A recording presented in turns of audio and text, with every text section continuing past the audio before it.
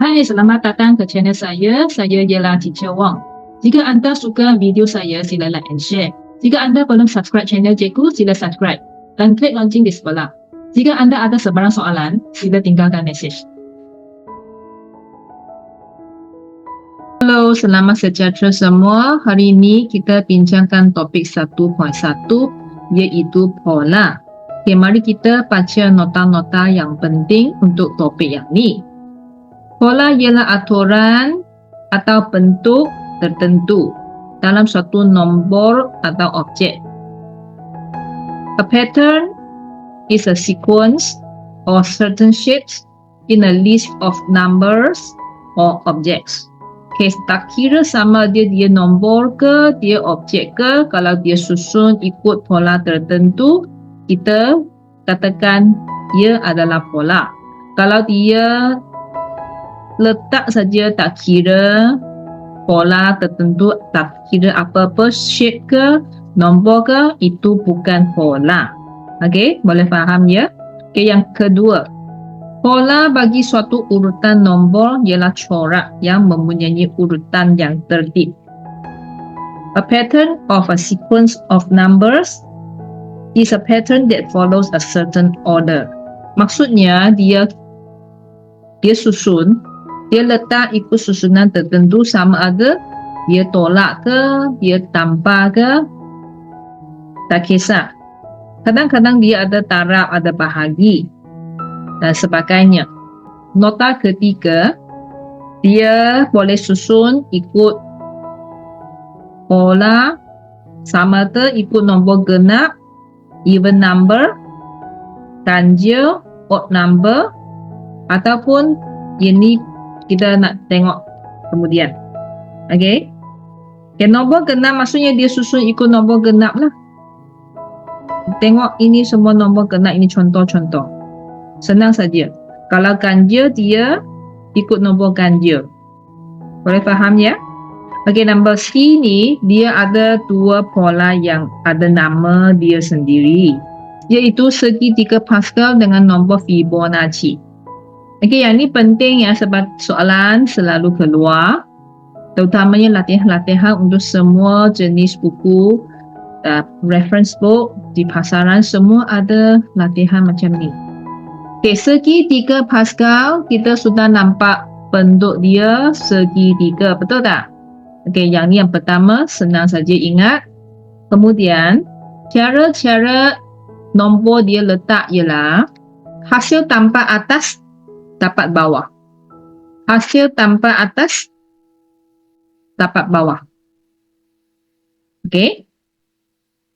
Lepas tu hasil tanpa atas dapat bawah. Hasil tanpa atas ni dapat bawah. Senang saja kan? Kemudian ni atas dapat bawah. Ini 3 dengan 1 dapat bawah. Senang kan? Ini semua dia bentuk segi 3.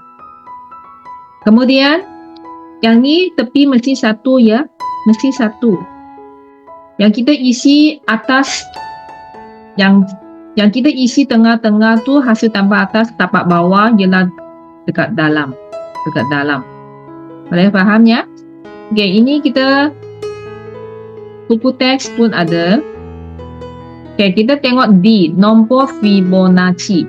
Nombor Fibonacci dia juga lebih kurang sama dengan yang Pascal, cuma dia melintang, ini segi 3. Boleh faham? Okay, kita tengok cara dia hasil tanpa ya. Tepan, hasil tanpa depan, tapak belakang. Ini hasil tanpa atas, tapak bawah.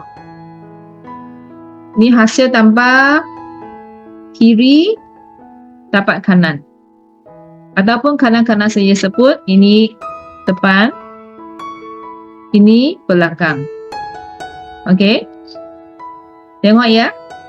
Hasil tanpa depan, dapat 1. Hasil tanpa depan, dapat 2. Okey. Hasil tanpa depan dapat 3. Nampak tak pola dia? Hasil tanpa depan dapat 5 dan seterusnya. Sebenarnya tak susah, cuma you kena ingat cara-cara dia buat hasil tanpa. Kemudian kita boleh dapat jawapan yang belakang tu. Okay, mari kita tengok contoh. Contoh 1. Kenal pasti dan perihalkan pola bagi set nombor yang berikut. Identify and describe the pattern of the following set of numbers. Yang pertama, kenal pasti. Yang kedua, perihalkan. Okay? Okay, kita ikut susunan kenal pasti dulu. Sebelum kita cari pola dia, kita kena cek dulu nombor-nombor sebaris ni, nombor dia semakin besar atau semakin kecil. Ini yang step 1. Kerana kalau dia semakin besar, kemungkinan pola dia ialah hasil tanpa atau darab. Kalau dia semakin kecil, dia mungkin tolak atau bahagi. Okey, apakah beza di antara dua-dua ni? Kita boleh cek macam tu. Kalau dia nombor tak besar, beza dia tak besar, jarak dia dekat saja, kemungkinan besar dia tambah atau tolak. Kalau jarak dia ataupun beza dia besar, kemungkinan besar dia darab atau bahagi. Ini kena ingat. Sila salin nota, kemudian hafalkan. Okey, kita tengok contoh ni dahulu. Yang pertama, 1 pergi ke 2. Kita tahu senang saja tambah 1. Lepas tu, 2 pergi ke 4. Kita dapat tahu dia tambah 2. Kemudian, 4 pergi 7, dia tambah 3. Okey, di sini sudah ada pola. 1, 2, 3. Jadi, kita kena tulis jawapan. Kita tak boleh tinggalkan macam ni untuk cikgu semak. Kadang-kadang maka tidak diberi. Okey? Kita perlu jawab. Kalau bahasa Melayu, tanpa 1 tambah 2 tambah 3 dan seterusnya. Dan seterusnya. Untuk memperoleh setiap nombor yang berikutnya. Untuk bahasa Inggeris, kita tulis add 1, add 2, add 3, and so on. To obtain every subsequent number.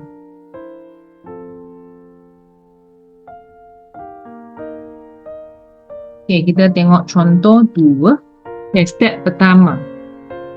10, 30, 90, 270. Dia semakin tambah, betul? Tapi beza dia agak jauh, agak besar, jadi kemungkinan besar dia ialah hasil darab. Kita try and error dulu. Hasil darab betul ke tak? 10 pergi 3, darab 3. 30 darab apa jadi 90. Darab 3. 90 kalau darab 3 dapat jawapan 270. Betul tak? Okay, sekarang kita sudah pasti pola dia ialah darab 3. Untuk jawapan bahasa Melayu kita tulis mendarab nombor sebelumnya dengan 3. Kalau bahasa Inggeris, multiply the previous number by 3. Okay. Tak payah dua-dua bahasa tulis ya. Kalau bahasa Inggeris tulis saja jawapan bahasa Inggeris. Kalau bahasa Melayu tulis saja bahasa Melayu. Untuk menjawab soalan di sekolah ataupun examnya. Okay, kita tengok contoh yang seterusnya. C. Okay, nampaknya nombor dia semakin kecil ya. Kalau semakin kecil, tengok semakin kecil. Okay. Lepas tu jarak dia atau beza dia agak besar. Jadi kita try and error. Kalau jarak besar, kemungkinan besar dia bahagi. Bahagi ya. Okay, kita cuba dulu. 2187 bahagi apa? Dapat 729. Kalau nak dapat yang ni, kita kena ambil 2187 bahagi 729. Nah, sini kita tekan kalkulator.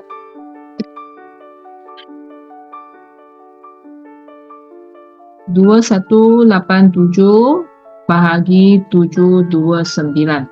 Kita dapat 3. Jadi dia bagi 3 lah maksudnya. Sini pergi sini bahagi 3. Okey, kita cek dulu lah. Kalau ini pergi sini bahagi 3 betul tak? Tekan kalkulator cek dulu. 243. Betul lah tu. Okey, kita tambah confirm satu lagi. Kalau sini bagi 3, dapat tak 81? 243 bagi 3, betul. 243 bagi 3. Betul, dapat 81. Jadi, pola dia bahagi 3. Kita kena describe perihagan. Maksudnya kita kena tulis dalam bahasa lah. Yang bahasa Melayu, kita tulis membahagi nombor sebelumnya dengan 3. Kalau bahasa Inggeris, divide the previous number by 3. Untuk matematik, bahasa kurang penting. Yang kita dapat markah ialah kalau cikgu nampak ini, nampak ini. Dia sudah boleh bagi markah. Nombor dia semakin kecil, betul? Kemudian, beza dia besar tak? Tak, beza dia kecil saja. Semakin kecil sama ada bahagi atau tolak. Kalau beza kecil, kemungkinan besar jawapannya tolak, bukan bahagi. Okey, kita try and error. Kalau 100 pergi 95, kita tolak 5. Kalau 95 pergi 90, tolak 5. Dan seterusnya, pergi 85, tolak 5. Okey, sini kita sudah pasti pola dia ialah tolak 5. Jadi kita kena tulis jawapan dalam bahasa Melayu menolak 5 daripada nombor sebelumnya. Kalau bahasa Inggeris, kita tulis subtract 5 from the previous number. Okey. Kita tengok contoh kedua. Contoh 2. Nyatakan pola bagi set nombor yang berikut. State the pattern. Seterusnya lengkapkan pola. Complete the following pattern. Kita kena pastikan pola baru kita boleh isi ini. Betul tak? Di sini kita perhatikan penyebut dia, denominator adalah berbeza. Dan ini ialah nombor bulat. Dia bukan pecahan, not a fraction. Jadi kita kena tukar bentuk dia sebelum kita dapat pola. Okay, kita tukar bentuk, jadikan penyebut dia sama. Jadikan denominator dia samalah. Okay. Untuk dapat 2 jadi 4. Untuk dapat 2 jadi 4, kita tarapkan 2. Ini tak payah usik, kekalkan. Ini jadikan nombor pecahan. Jadikan nombor pecahan dengan denominator penyebut sama dengan 4. Okay, di sini kadang-kadang ada pelajar yang keliru. Kalau 4/4 dapat 1. Kalau nak dapat 2, dia mesti 8/4. Boleh faham? Senang saja. Jadi ini kita tahu 8/4. Ini sama, kekalkan, tak payah usik. Sekali lagi kita salinkan semua ni ke baris yang kedua supaya senang dibaca. 2/4, 5/4, 8/4, 11/4. Okay, yang seterusnya. Di sini kita cek pola dia. Sebab bawah memang sama. 2 pergi ke 5 tambah 3. 5 pergi 8 tambah 3. 8 pergi 11 tambah 3. Dan seterusnya tambah 3, kita dapat 14. Okey? Boleh ya? Tambah 3, dapat 17. Okey, kita masukkan nombor ini ke dalam ruang ini. Jadi kita tulislah 14/4, 17/4. Okay, ini jawapan. Kemudian kita kena tulis ya. Sebab dia kata nyatakan. State lah. Jadi kita tulislah kalau bahasa Melayu, menambah 3/4 kepada nombor sebelumnya.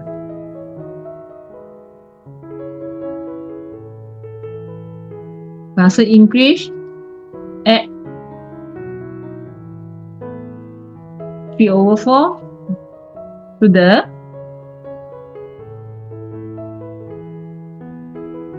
previous number. Ini ialah jawapan. Contoh 3. Ini ialah segitiga Pascal. Dia minta kita lengkapkan. Complete lah. Okay, kita cari saja nombor di atas, dapat nombor di bawah. Seperti biasa, kita kena tulis nombor 1 di tepi dulu. Kemudian atas, tanpa atas dapat bawah, betul tak? Tanpa atas dapat bawah. Tanpa atas dapat bawah. Okey? Ini tak susah. Cuma kita perlu ingat cara-cara dia. 1 tambah 2 dapat 3. 1 tambah 3 dapat 4. Ini 3 tambah 3 darab 3 tambah 3 dapat 6. 1 tambah 4 dapat 5. 4 tambah 6 dapat 10. Okey. 1 tambah 5 dapat 6. 5 tambah 10 dapat 15. 10 tambah 10 dapat 20. Okey. Perhatikan nombor-nombor di tepi ni ada sama. Kita boleh double check. Sebab kalau kadang-kadang kita tersilap tulisnya, kita double check. Macam ni lah. Okey, kita tengok contoh. Contoh 4. Lengkapkan nombor Fibonacci berikut. Ini ialah hasil tambah kiri dapat kanan. Okey. Senang saja, sifar tambah 1 kita dapat 1. Kemudian ini 1 tambah 1 dapat 2. Okey. Seterusnya 1 tambah 2 dapat 3. 2 tambah 3 dapat 5. 3 tambah 5 dapat 8. 5 tambah 8 dapat 13.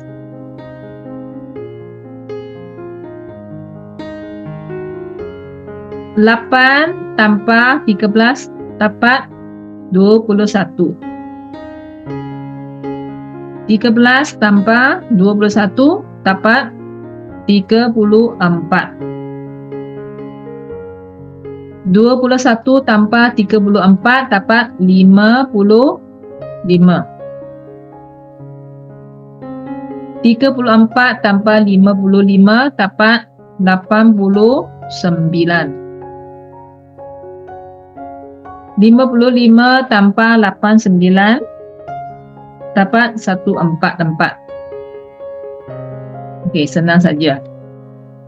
Kita tengok contoh 5. Lengkapkan 4 sebutan nombor yang berikut. Complete the 4 terms of the following numbers. Mula-mula kita kena tengok pola depan, kemudian baru dapat belakang. Kita perhatikan nombor sini 15, 13, 11. Berselang-seli. Okay, kalau yang warna biru ni, pola dia mesti dapat jawapan untuk yang ni. Untuk 10, kita ada linkage ya, ada berhubung dengan 12, 14, ini dengan ini. Okay, kita cek satu-satu. 15 ke 13, dia tolak 2. 13 ke 11, tolak 2.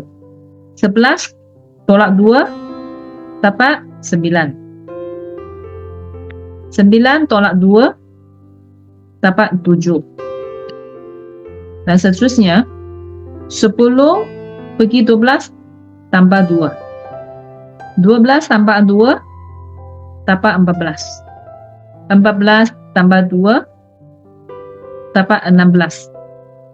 16 tambah 2 dapat 18. Ini ialah jawapan dia. Boleh faham? Untuk yang P, dia semakin besar. Okey, semakin besar maksudnya dia mesti tambah atau darab. Kalau nombor dia jarak tak, kalau nombor dia beza tak besar, kita cuba tambah dulu. Try and error. Kadang-kadang bukan ya. Okey, 4 pergi ke 5 tambah 1. 5 pergi 8 tambah 3. 8 pergi 13, dia tambah 5. 13 pergi 20 tambah 7. Okey, dia tambah dengan nombor ganjil, odd number. Jadi, kita teruskan 20 tambah 9 dapat 29. 29 tambah 11. Dia nombor ganjil semakin besar, dapat 30. Dapat 40. 40 tambah 13. Dapat 53. 53 tambah 15. Dapat 68.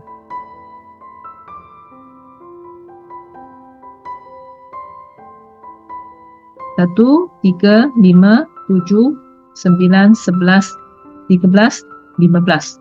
Okey? Dapat cek betul. Jadi jawapan ni betul lah. Ini jawapan dia. Kita tengok C, cek dulu nombor dia.